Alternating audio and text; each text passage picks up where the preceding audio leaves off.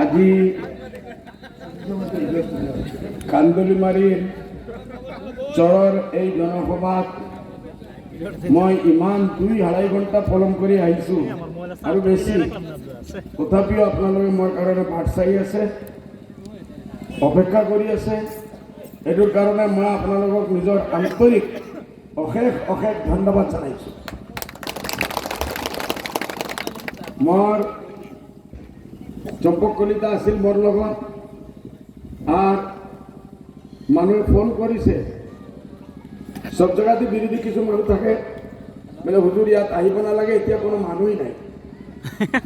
চম্পক কলিতাৰ মই এক কথাই কৈছোঁ, বোলে এজনো মানুহ ধৰি নাথাকে, একজন মানুহ যদি বহি থাকে আমি যাম, আমি প্ৰগ্ৰাম বনাইছোঁ, আমি যাম।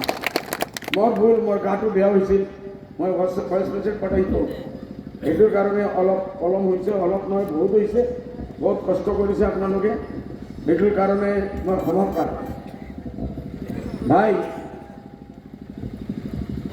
আমাৰ ভাই প্ৰেচিডেণ্ট সাহেবে যেনেকৈ কৈছে, আপোনালোকে 3বাৰ পৰা মাক দিল্লীত পঠাইছে, মই অকলে পাৰ্লিমেণ্টত যুঁজি আছোঁ। অসমৰ পৰা এৰ আগে কংগ্ৰেসে আপোনালোকৰ যোৱাবাৰ 5 বছৰৰ কাৰণে আপোনালোকে বন্দুক বৰ্তমান হিচাপে পাঠাইছে। না এইবাৰ যোৱাবাৰ আছে, এতিয়াও আছে চিটিং বন্দুক নগাঁও বন্দুক মোৰ লগে আছে। মইতো কোনোদিন কোনো লেকচাৰ দিব আপোনালোকৰ চৰৰ কোনো মাত মাতিব, ৰাস্তা ঘাটৰ মাত মাতিব, চৰ অঞ্চলৰ ডিবুডাৰ সমস্যা উঠাব, চৰ অঞ্চলৰ NRC সমস্যা উঠাব, ভোটাৰ লিষ্টত আপোনালোকৰ নাম আছে না না, এইটো কোনোদিন মই দেখা নাই। এতিয়া হওক গৌৰৱ গগৈ এই কলিয়াবৰৰ নগাঁও এলেকাৰ মানুহ, তেখেতৰ দেউতা প্ৰাক্তন তৰুণ গগৈ সাহেব 3বাৰ আপোনালোকে জিকাইছে, 2বাৰ গৌৰৱ গগৈ জিকাইছে, মাজত 1বাৰ খুৰাক, 2বাৰ দীপ গগৈ জিকাইছে। মই প্লিজ মাজত ইণ্টাৰফাৰেন্স কৰিব নালাগে, মোৰ চব ইয়াদ আছে। এতিয়া ইয়াদ নাথাকিলে অলপ পিছত হৈ যাব, পিছত পৰা মানুহ কৈ থাকে ন, এইটো মোৰ বহুত দিগদাৰ। মই কৈ আছোঁ, মই কম বিচাৰোঁ ইমানটো এতিয়া 20 বছৰ হৈ গৈছে, ইমানটো মোৰ ঘৰত আস্থা থাকিলে হুজুৰে ক'ব, এতিয়া নক'লে 5 মিনিটৰ পিছত ক'ব, পিছত পৰা গুণ হলে একদম পিছত যায়। আপনারা ভাই ভালো আছেন তো? ভালো আছেন? খাওয়ার পানি বরাবর পাইতেছে? হ্যাঁ পাইতেছেন? খাওয়ার পানি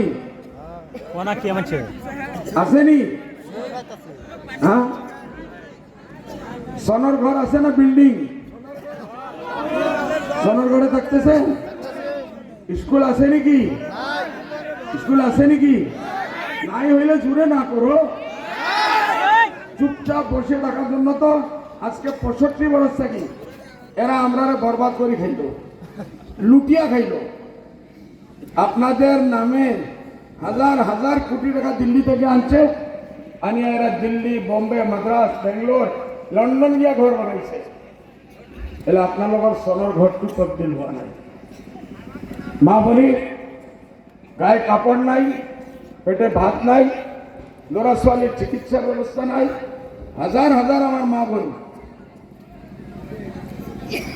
হুরু হুরু রোগত মৃত্যুবরণ করেছে। ডেলিভারি কেস হইলে তো 90% মানুষ মহিলা কবরস্থান যাব লাগে, হসপিটালও যাব নোৱাৰে। বেশি দেখি বেশি কি কৰব আপনাদেৰ কান্দি কান্দি আৰ পিছত শান্তি হয়ে যায়। জানিম চাওক আজি এতিয়া নিৰ্বাচনে সভা মই ক'ব লাগিব, আজি গোটেই ভাৰতবৰ্ষৰ মুছলমানৰ দুশ্মন সংবিধানের দুশ্মন, মসজিদের দুশ্মন, মাদ্রাসার দুশ্মন, আজানের দুশ্মন কোন পার্টি? কোক না জুড়ে কোক। বিজেপি কোন পার্টি?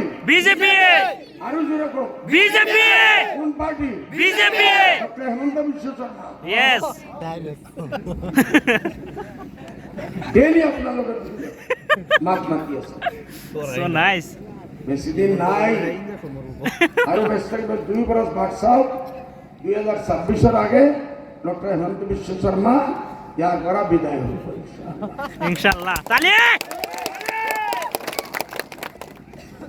কংগ্রেস ইতি আমার 1 নম্বর দুশ্মন, বিজেপি তো আমার চির দুশ্মন। আমার মসজিদ মাদ্রাসা আদান সব বস্তু জিতিয়া দুশ্মন, আমার চির দুশ্মন।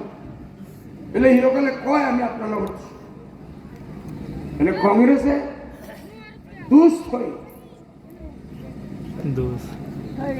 বিজেপি সামনের বড় চক্কু মারে, দেখাই মারে, তোমালোক আমার দুশ্মন আমি মারি। কংগ্রেসে গলা মিলাই তার পিছত পড়া চাক্কু রেডি করি আছে না ভাই। আর আমি ইমান বুর্বক কম, আমার জাতিটো ইমান বুর্বক, বেয়া নাপাব কেউ। বহুত মুরব্বী সকলে ইয়াত আছে 60-65 বছৰ পৰা এই কংগ্ৰেছী সকলক আমি সদায় কংগ্ৰেছী দলত কোনো ভাই যদি থাকে বেয়া নাপাব, যদি কিছু বুঝাৰ থাকে মোৰ ওচৰত আহক, মই বুজাই দিম আপোনাক। আল্লাহকে আছে চকুৰ পৰ্দাটো খোলক, কি কৰিছে কি কৰা নাই আপোনালোকক। আমাক আমাৰ চৰৰ মানুহ নহয়, গোটেই অসমৰ মুছলমানক এই কংগ্ৰেছে ভিকাৰী বনাইছে ভাই, ভিকাৰী। চাকরি আছে নাকি? নকরি চাকরি আছে নাই, হাত উঠাই নাও করো না, মিডিয়া আছে তো নাই নাই। চুপচাপ থাকিলে মিডিয়াকে দেখাবো হ্যাঁ মানুষ খুশ, বদরুদ্দিন সাহেব ভড়কাইছে।